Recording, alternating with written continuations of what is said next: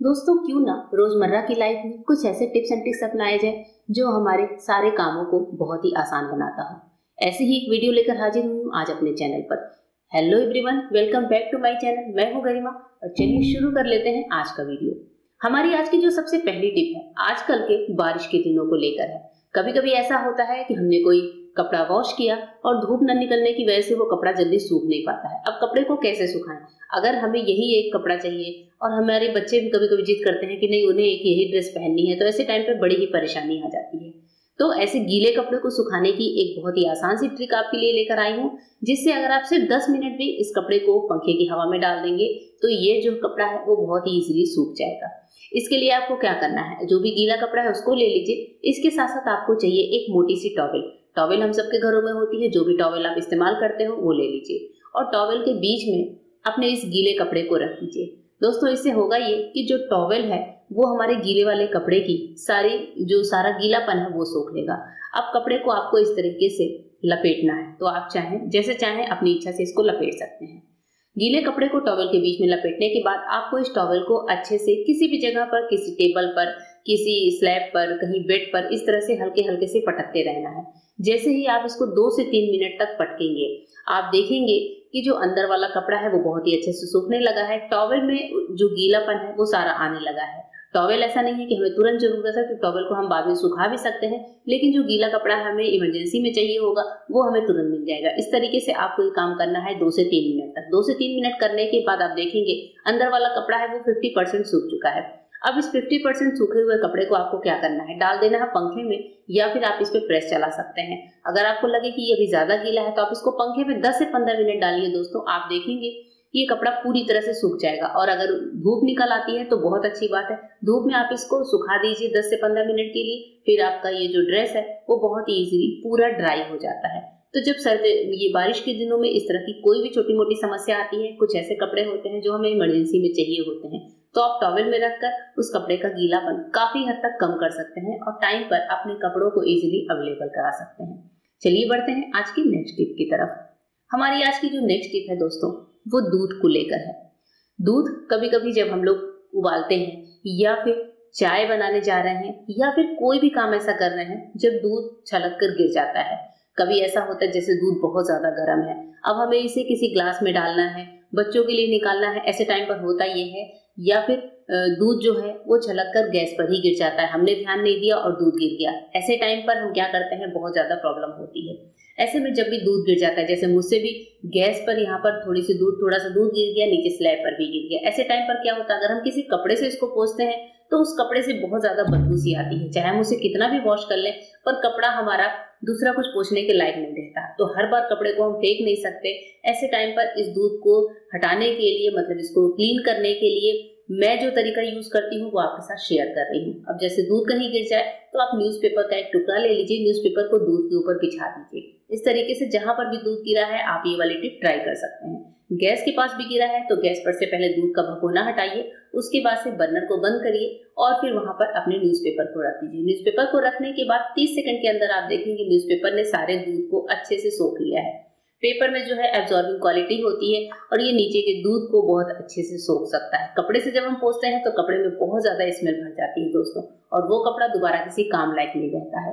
तो इस तरीके से न्यूज़पेपर से इसको अच्छे से सोखने के बाद तो हम क्या करेंगे, न्यूज़पेपर को हटा देंगे। उसके बाद आप चाहें तो किसी गीले कपड़े से अपने किचन के स्लैब को या फिर जहां पर भी दूध गिरा है उसको अच्छे से वाइप कर दीजिए। आप देखेंगे ना ही यहाँ पर दूध की बदबू है और ना ही जो है कहीं पर किसी तरह का कोई गीलापन है। इस तरीके से न्यूज़पेपर की वजह से हम अपने दूध जब भी गिरे तो उस काम को आसान बना सकते हैं, है ना दोस्तों। कमाल का आइडिया।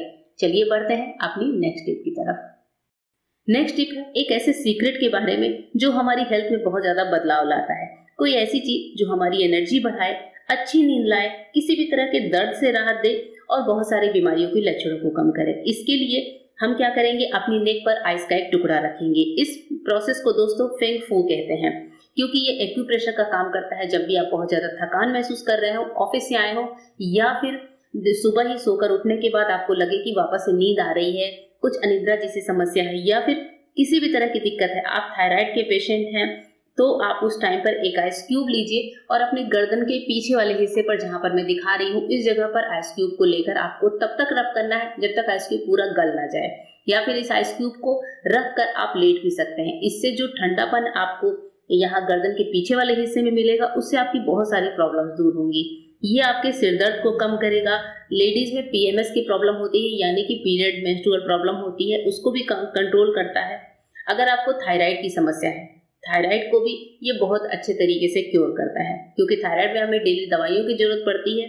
तो इसमें भी ये थायराइड को कंट्रोल करने के लिए ये नेचुरल थेरेपी काम आ सकती है। रात में अगर आप इसको ऐसा करते हैं, उसके बाद आप देखेंगे कि आपको अच्छी नींद का जैसे वरदान सा मिल जाता है। इस थेरेपी को आजमाने के बाद गहरी नींद से आप बहुत अच्छे से सो सकते हैं। इसके अलावा आपका डाइजेशन में सुधार नहीं है तो आप अपने डाइजेशन को सही कर सकते हैं क्योंकि ये जो थेरेपी है हमारे लीवर और डाइजेशन प्रॉब्लम को सुधारती है। आपको अगर आर्थराइटिस का दर्द है तो ये दर्द से राहत देने में हेल्प करता है। इस तरह से हम इस थेरेपी की हेल्प से दोस्तों अपनी बहुत सारी बीमारियों की जो है क्योर कर सकते हैं। ये एक चाइनीज थेरेपी भी होती है। चाइनीज थेरेपी में जो है इस तरीके से आइस का पैक गर्दन के पीछे वाले हिस्से पर लगाया जाता है। इससे हमारी बॉडी फिर से बहुत ज्यादा जीवंत महसूस करती है, क्योंकि जो बीमारियां होती हैं उसकी वजह से हम बहुत ज्यादा परेशान होते हैं। तो अगर आप भी इस तरह की किसी भी बीमारी से परेशान चल रहे हो, या फिर सिंपल आपको थकान हो रही है, कहीं बाहर से आप आए हैं, आपको लगता है कि आपको रिलैक्स करना है, तो गर्दन के इस पीछे वाले पॉइंट पर सिर्फ एक आइस क्यूब रखते ही आपको बहुत ज्यादा रिलीफ मिलेगा। ये काम आप कम से कम 5 से 10 मिनट तक करिए, आप देखेंगे इसके बहुत ही बेनिफिशियल रिजल्ट आपको नजर आएंगे। ये प्रोसेस आप कम से कम 1 हफ्ते तक जरूर दोहराइएगा। चलिए बढ़ते हैं नेक्स्ट टिप की तरफ। नेक्स्ट टिप है हमारी दूध के उबाल आने को लेकर।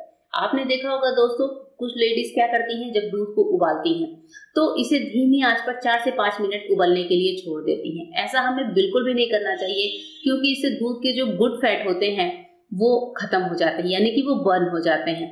ऐसे टाइम पर हमें सिर्फ ये करना चाहिए कि जब हमने दूध को उबलने रखा है, तभी जैसे ही दूध में एक उबाल आता है, उस टाइम पर आपको गैस को बंद कर देना है।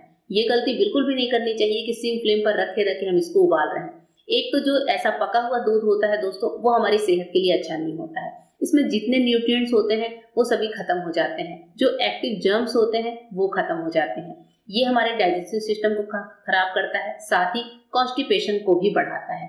तो जब भी दूध में हल्का सा उबाल आ रहा है, जैसे ही आपको लगे दूध अब उबलने वाला है, उसी टाइम पर आपको गैस को बंद कर देना है और उसके बाद से दूध को ठंडा करके आप स्टोर करिए। इस तरीके से दूध के न्यूट्रिशनल वैल्यू बनी रहेगी। चलिए बढ़ते हैं दूध की एक और खास टिप की तरफ। अब जैसे त्योहारों के मौसम है, हम लेडीज घर में मावा बनाती हैं। जो मार्केट का मावा होता है, जो मार्केट की मिठाइयाँ होती हैं, वो आप देखते होंगे कि लगभग व्हाइट कलर की होती हैं। तो ऐसे ही मिठाई अगर आपको बनानी है और आप घर में मावा तैयार कर रहे हैं, तो हमेशा दूध को हाई फ्लेम पर ही उबालिए। इस बात का खास ध्यान रखिए कि हाई फ्लेम पर उबालिए और इसको चलाते रहिए। इसको बिल्कुल छोड़कर हटने की गलती ना करें। फ्लेम को हमेशा फ्लेम को आप हाई रखिए इस तरीके से। और अगर लगे कि दूध में उबाल आ रहा है तो भले आप दूध को थोड़ा सा सिम कर सकते हैं, लेकिन मावा बनाने के लिए दूध को परमानेंट आप हाई फ्लेम पर रखिए, चलाते हुए मावे को बनाइए। इससे जो मावा बनेगा वो बिल्कुल मार्केट जैसा बनेगा और इससे जो मिठाई का कलर आएगा वो भी बिल्कुल मार्केट जैसी बनेगी। होप करती हूँ दोस्तों कि आज की टिप्स एंड ट्रिक्स आपको पसंद आई होंगी। फिर मिलते हैं मेरे नए वीडियो में, तब तक के लिए गुड बाय, थैंक यू।